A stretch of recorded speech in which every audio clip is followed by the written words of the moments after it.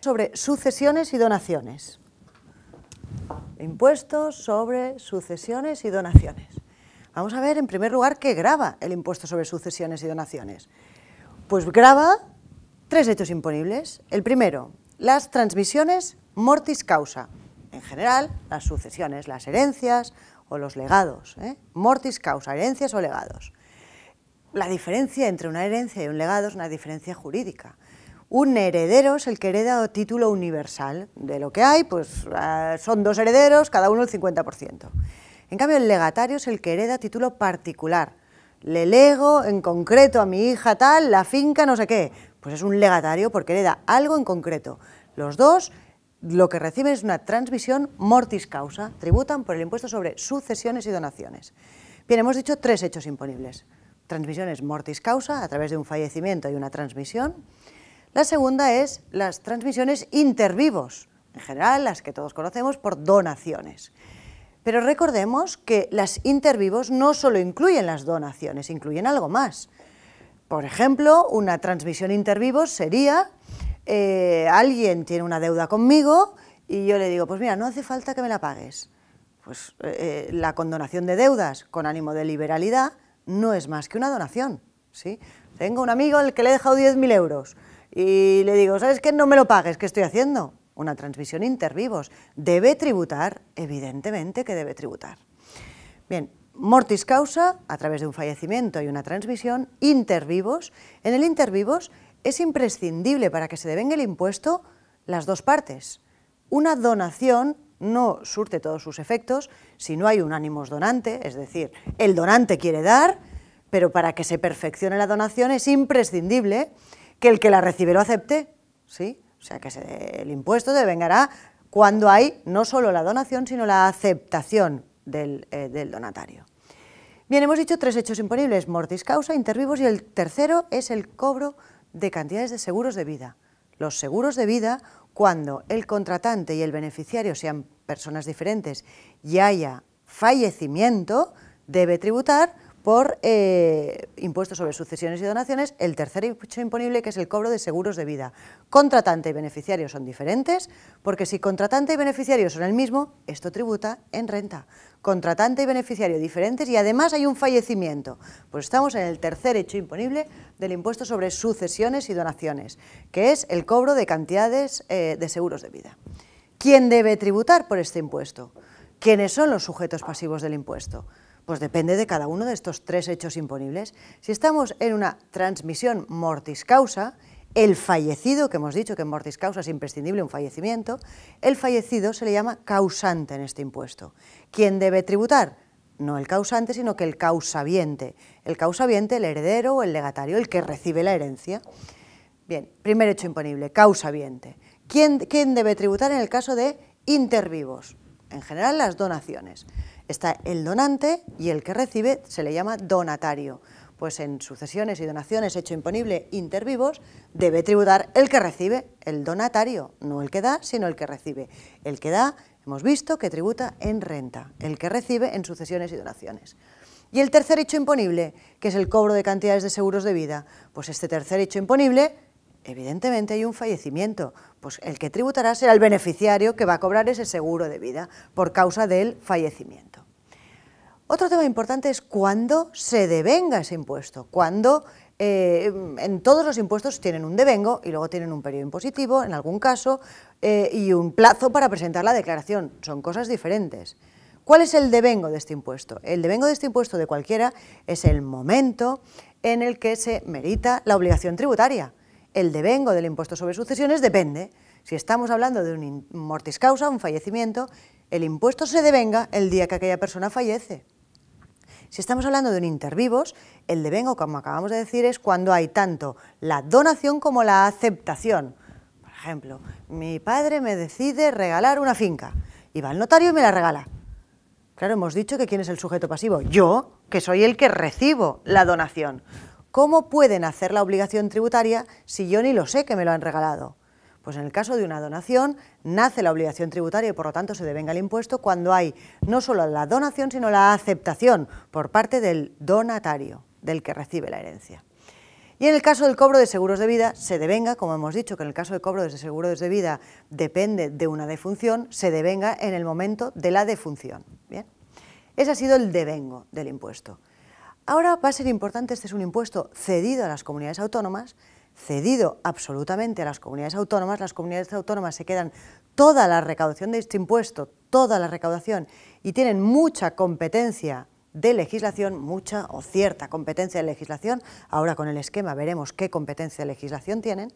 Bien, pues este impuesto, ¿dónde debe declararse? ¿En qué comunidad autónoma? Porque es uno de los impuestos con más diferencias entre comunidades autónomas dentro del territorio español. Es el impuesto con más grandes diferencias. ¿Dónde debe tributarse? Porque si yo pudiera elegir, tributaría en la comunidad autónoma donde se pagan menos impuestos. No se puede elegir.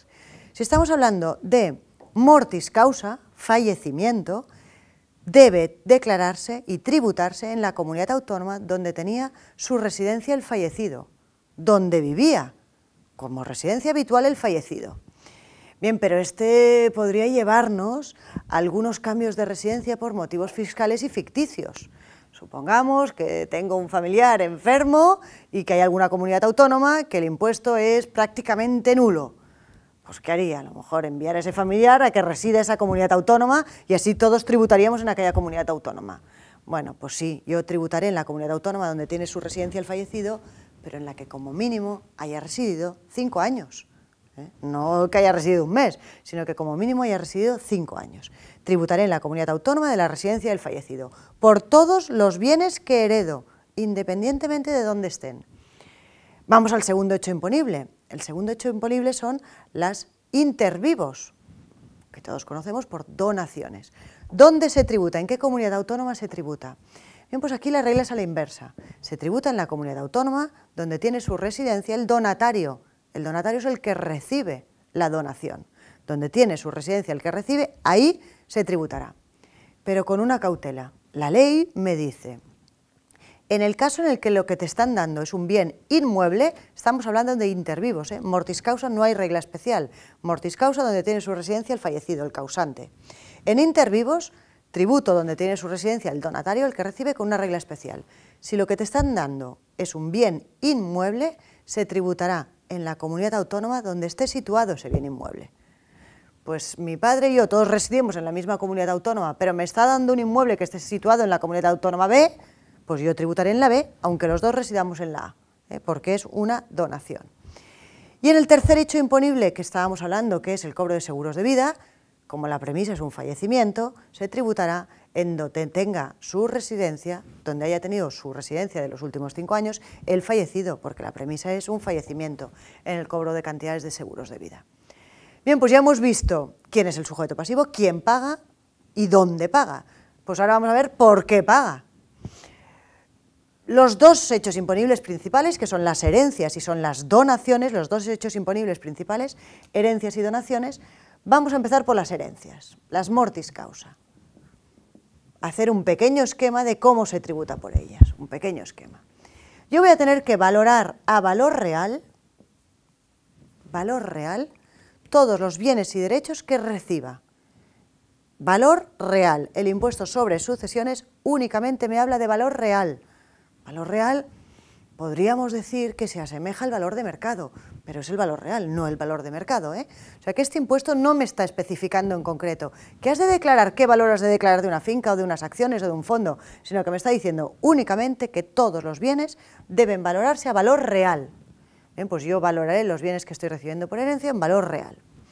Además, le podré descontar las cargas, las deudas y los gastos que han supuesto esta herencia, cargas, deudas y gastos. ¿Qué es una carga, por ejemplo? Una carga es algo que disminuye el valor del bien. Pues yo estoy recibiendo en una herencia una finca con valor 100, y esa finca tiene una hipoteca con valor 20. ¿La hipoteca me la puedo descontar? Hombre, claro, yo estoy recibiendo la finca y la obligación de pagar una deuda, que es la hipoteca. ¿Es deducible la hipoteca? Sí. ¿Como una carga? No. Una carga es algo que disminuye el valor del bien. ¿Esa finca vale menos por culpa de que tiene una hipoteca? No. Vale lo que vale, lo único que yo tengo la obligación de pagar la hipoteca. Una hipoteca es una deuda, no una carga. Una carga es algo que disminuye el valor del bien. Si una finca tuviera dentro un usufructuario, eso sería una carga, disminuye realmente el valor del bien. Si yo lo pusiera a la venta, no tendría el mismo valor que ahí hay un usufructuario como que no lo hay. En cambio, si yo pongo una finca a la venta y esa finca tiene una hipoteca, vale lo mismo. En mi bolsillo no entrará lo mismo si hay una hipoteca o no, pero el valor de ese bien es el mismo. ¿Bien? Pues yo podré descontar las cargas que afectan a los bienes que estoy heredando, las deudas que tenía el causante, el fallecido, y que yo voy a tener que asumir por mi condición de heredero. Todas las deudas que él tenía yo las voy a poder descontar, pues debía la renta, tenía alguna deuda de hipotecas, de préstamos personales, debía la seguridad social. Todo eso yo como heredero asumo lo bueno y lo malo. Lo bueno son los bienes, lo malo son las cargas deudas. ¿Y como gastos qué voy a poder descontar? Pues como gastos poca cosa, voy a poder descontar los gastos de última enfermedad del causante, si los he tenido que soportar yo, evidentemente, como heredero, o los gastos de entierro y de defunción. Esos gastos van a ser unos gastos deducibles. Bien, a esas cargas, deudas y gastos les voy a tener que sumar un ajuar doméstico, que es un importe ya predeterminado del 3%, y eso me va a dar la base imponible. A esa base imponible le voy a poder aplicar una serie de reducciones. Bien, hasta la base imponible, las comunidades autónomas no tienen ninguna competencia. Hasta aquí, todo lo que os he explicado me sirve en cualquier comunidad autónoma, siempre dejando aparte País Vasco y Navarra. A partir de las reducciones, ya tienen competencia normativa las comunidades autónomas. Voy a hablar de las reducciones genéricas, porque de ahí dependerá en qué comunidad autónoma tengo mi residencia o el fallecido o el donatario en función de si estamos en un impuesto u otro. Ahora estamos explicando el mortis causa. Vamos a ver qué reducciones hay genéricas. Recuerdo que tendremos que contemplar las reducciones de donde tiene su residencia el fallecido. Bien, pues reducciones genéricas está la reducción por parentesco. En función de lo próximo que sea mi parentesco con el causante, tendré una reducción mayor, y tendré una reducción diferente en cada comunidad autónoma en función de la residencia. ¿Qué más reducciones genéricas hay? Pues si lo que estoy percibiendo es un seguro de vida, como un seguro de vida depende de una mortis causa, tiene una reducción especial. Y la reducción estrella para la planificación fiscal empresarial es que hay una reducción en general del 95% del valor de una empresa familiar. Un valor en la empresa familiar la declararé por su valor real. Supongamos que la empresa familiar tiene un valor de 100, pues la declararé por 100.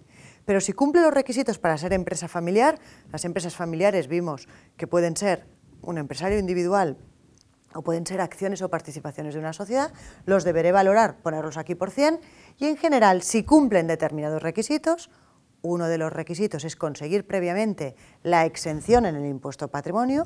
Si cumplo determinados requisitos, de ese valor que he puesto de la empresa familiar de 100, podré aplicarle una reducción de 95 y solo pagar por el 5% del valor de esa empresa familiar. Solo pagar por el 5%. No quiere decir pagar el 5%, porque estamos en base liquidable. Yo todavía no he aplicado el tipo impositivo, sino que la valoraré por 100 y aquí me aplicaré una reducción del 95. ¿Bien? Más reducciones, estas son las genéricas. Luego tendré que mirar en cada comunidad autónoma, que tienen muchas comunidades autónomas, tienen reducciones propias y reducciones incrementadas a las de la ley estatal. Una vez he aplicado las reducciones que pudieran corresponder, le aplico el tipo impositivo. El tipo impositivo, que no entraremos en él, porque evidentemente depende de la comunidad autónoma. Será la comunidad autónoma propia la que decida cuál es el tipo máximo y el mínimo a tributar. Una vez obtengo la cuota, le aplicaré una cosa que no hemos visto en otros impuestos, que es un coeficiente corrector. Un coeficiente corrector que lo que hace es, en la mayoría de comunidades autónomas, competencia legislativa de las comunidades, en la mayoría de comunidades autónomas, incrementar mi cuota. ¿Y este coeficiente de qué depende? Este coeficiente depende de mi parentesco con el causante. Cuanto más lejano es mi parentesco, este coeficiente será mayor y tendré que pagar más impuestos. Primera premisa, mi parentesco con el causante, y segunda premisa, mi patrimonio previo. Si yo antes de recibir esa herencia ya tenía un patrimonio importante, ese coeficiente será superior. Por ejemplo, puedo tener una cuota de 100 y yo soy un amigo, por lo tanto parentesco ninguno, y yo además tenía un buen patrimonio antes de recibir esa herencia, ese coeficiente puede incluso llegar a ser En algunas comunidades puede ser otro, un 2,5. Pues en vez de pagar 100 he de pagar 250. O sea, mirar el coeficiente corrector, la importancia que tienen muchas comunidades autónomas. Analicémosla una por una. Bien, después podré descontar, si es que he tenido bienes en el extranjero, pues si he pagado algún impuesto en el extranjero, me podré descontar los impuestos pagados en el extranjero. Este es el esquema de los mortis causa. ¿Qué pasa si estamos hablando de los intervivos? Intervivos, en general donaciones. El esquema es muy parecido. Valor real del bien que estoy recibiendo en donación. ¿Qué podré descontar? Pues solo podré descontar las cargas y las deudas que recaigan en concreto sobre ese bien que estoy recibiendo. Solo cargas y deudas que recaigan en concreto sobre ese bien. Esto me dará una base imponible a la que voy a aplicarle también una serie de reducciones. ¿Qué reducciones voy a poder aplicar? Pues aquí vuelve a estar la reducción de empresa familiar. Las empresas familiares cumpliendo determinados requisitos, tanto si es con fallecimiento como si es intervivos, una vez traspaso mi empresa familiar, si soy mayor de 65 años o estoy en situación de discapacidad, mis donatarios, los que reciben la donación, pueden aplicar una reducción con determinados requisitos del 95% del valor de esa empresa familiar. Y a partir de aquí, el esquema es el mismo. Tipo impositivo, coeficiente corrector, pero quiero que quede claro que a partir de las reducciones, muchísimas diferencias entre comunidades autónomas. Es más, incluso hay comunidades autónomas que una vez tengo la cuota líquida final y me sale a pagar 100, hay muchas comunidades autónomas que ahí han aprobado una bonificación del 99%, en el caso de herencias o en algunos casos de donaciones entre cónyuges o padres y hijos. O sea que incluso alguna comunidad autónoma, una vez he aplicado el tipo impositivo, el coeficiente corrector y eso me da a pagar 100, incluso alguna, una vez tengo pagados los 100, aplico el 99% de bonificación y solo pago uno de los 100 que en principio tocaría pagar. O sea que este es un impuesto que aquí hemos puesto el esquema genérico, pero que debe analizarse en concreto no solo la residencia del causante en una herencia, sino la residencia del donatario en las donaciones, porque puede haber diferencias importantísimas en el pago de este impuesto en función del domicilio de uno o de otro en una comunidad autónoma o en otra.